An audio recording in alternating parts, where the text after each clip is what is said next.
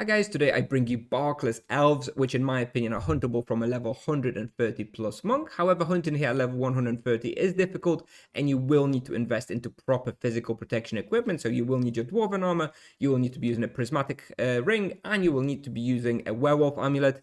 Once you hit like level 150 or so, it becomes a lot easier and then you can start dropping those pieces one by one.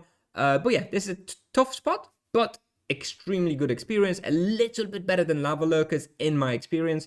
As you can see, I was able to do somewhere around 2.5 kk raw per hour. This was with one charm active on the Barkless devotee. I believe I had some like curse or wound or poison active on them, or maybe low blow. Yeah, I think I had low blow on them. So this could be even a little bit higher if you also had a charm on the Barkless fanatic. But yeah, 2.5 kk raw I think is somewhere that you should be aiming for. Their loot obviously not great. There's basically no loot here, so it's a full-on waste spot. About minus 400k per hour.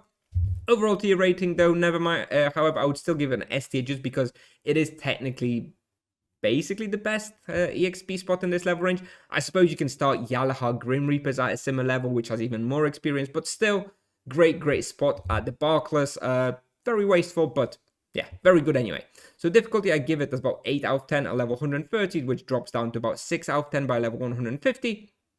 Bestiary, about 1.5 hours for devotees and 2.5 hours for fanatics. Personally, I just recommend you definitely do the bestiary because, yeah, 2.5 hours here, you'll pick up like 10-15 levels or something. And then you'll be probably ready to move on somewhere else. But the bestiary is nice. Requirements, you'll need level 130 plus, like I mentioned, a Cult of Tibia Barkless section to access. This is the little pre-quest where you have to run from like the tar and speak to the NPC and stuff. So you will probably need to read up about the spoiler, but it only takes a couple of minutes. It's quite easy. Another thing to mention is you need pick or multi-tool to get out. So when I made this video for the night, somebody wrote in the comments a couple of months later saying like, why did you not mention that you need to get a pick out? I'm stuck in here now. So now I'm mentioning it. There is you actually do need to pick a hole to leave when you want to get out.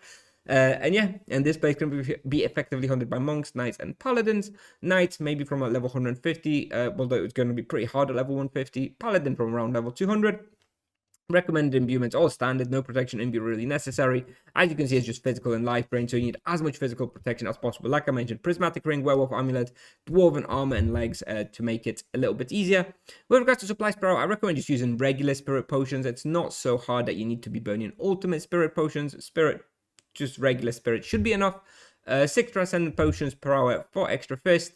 With regards to charms, ideally I would say low blow, savage blow probably gonna work the best, but any combination of those charms will be fine. For the wheel, ideally flat hit points if you can get them in the bottom right quadrant.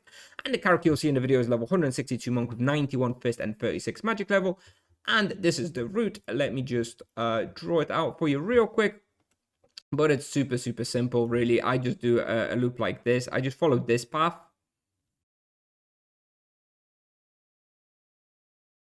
And then I just do a small pull of fanatics. Something to keep in mind is that the fanatics are the difficult ones, okay? This whole section here is the fanatics, and that's the tough one. So we're kind of minimizing that one because that if you're going to die, that's where you're going to die. Anyway, and the rest, like this whole section, this is like the devotees and then much weaker. Anyway, I go through here through the door.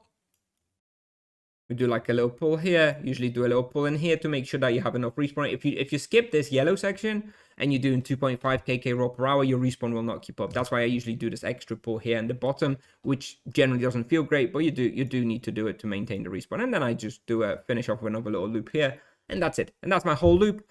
Like I say, it upkeeps about 2.5 kk raw, so pretty damn good. Quite a lot of waste. Very good spot overall. But ultimately probably don't want to stay here much more than the bestiary because some other spots will be opening up for you around like level 150 anyway. Anyway, thanks very much for watching, guys. I'll play the video now and I'll see you in the next one. Bye bye.